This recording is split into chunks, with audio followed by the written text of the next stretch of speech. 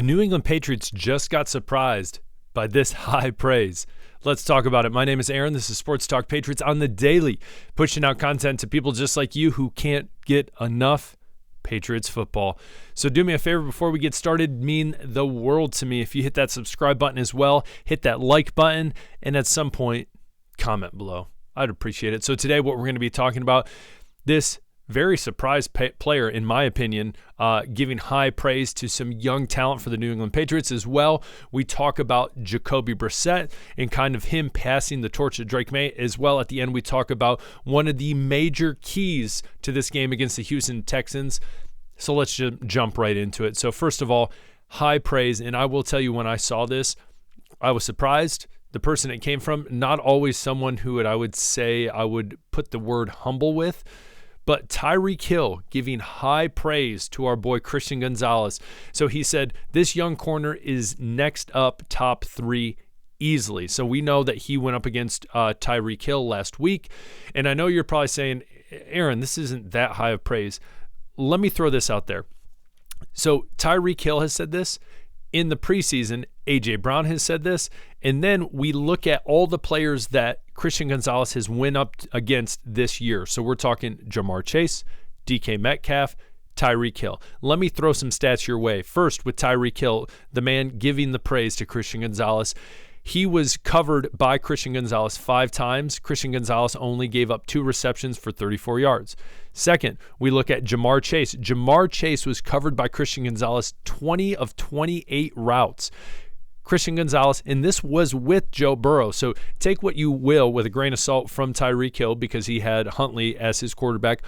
But Jamar Chase, the number one wide receiver, a lot of people could easily argue a top 3. Some would say top wide receiver in the National Football League. He covered Jamar Chase on 20 of 28 routes. He gave up 3 receptions for 14 yards. All right. As well, you look at DK Metcalf. He covered him on 7 different routes, and he gave up 3 receptions for 24 yards. So his stats don't lie. Going up against some of the best wide receivers in the NFL, he has performed. So I think that this comment by Tyreek Hill has a lot of merit. And when you look at the stats, it makes a ton of sense. Now, a lot of people go look at Pro Football Focus and they say, well, look at his overall grade is not ideal. His covered grade isn't ideal. Sure, but I think there's other stats that you can look into too. A lot of times when you look at stats, it doesn't necessarily give the full picture of the player.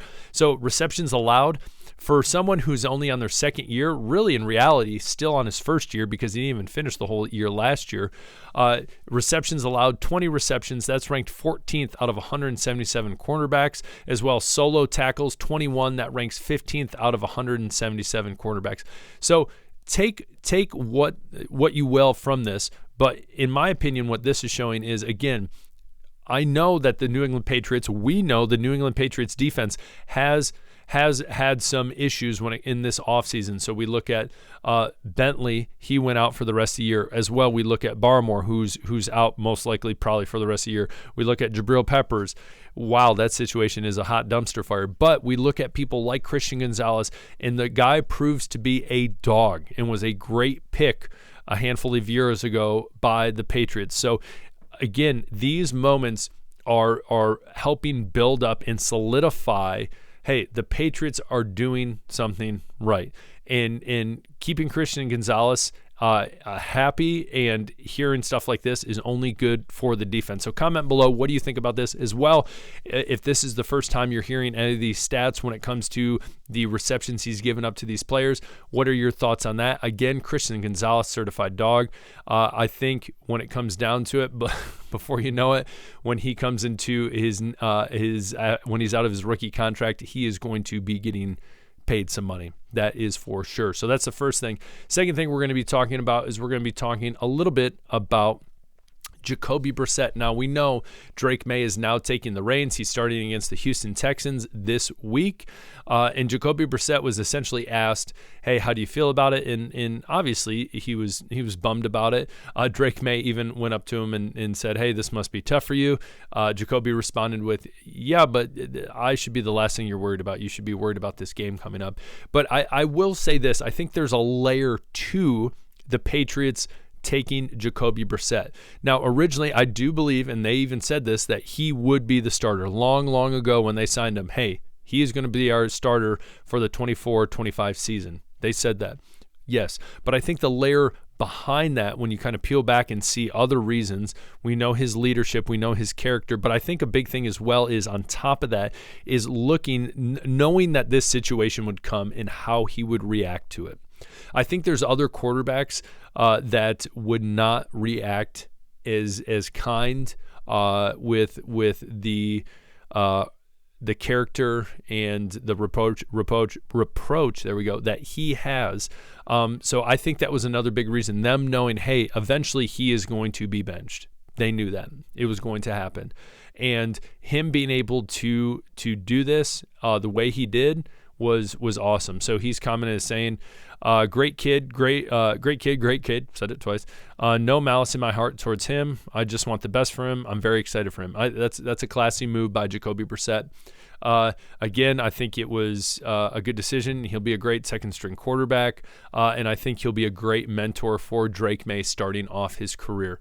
Now, last but not least, we're going to be talking about and we'll be talking about more keys to this game against the Houston Texans as it inches closer to that game. But one of the biggest keys that we need to talk about is not necessarily on the defensive side of the ball. We know that.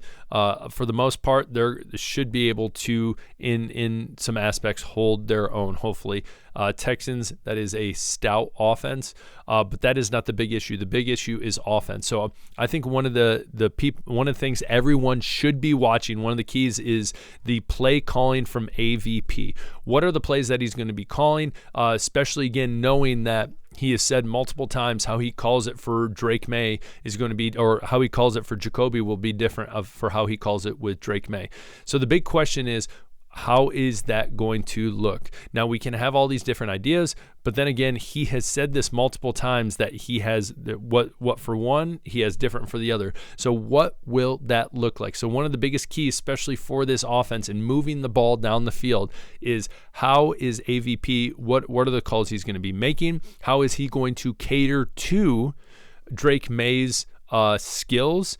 And how are we going to get this offense up and rolling and not stagnant? Now, the reason I say this is one of the keys, especially with a young rookie quarterback, is you look throughout the league, throughout the past handful of decades, you have seen so many times rookie quarterbacks go in and offensive coordinators stick to this. Hey, this is how I'm going to run my offense. I understand that, but not necessarily catering to the strengths of specific quarterbacks. So case in point, you look at here where I live now in Michigan, back in the day when they had Joey Harrington. Joey Harrington was a quarterback that was very skilled coming out of Oregon, but again, his offensive coordinators that he had never catered to his strengths. They would come in, they would have an ego, and they would say, this is how I'm going to run my offense, and I'm not changing that for anyone.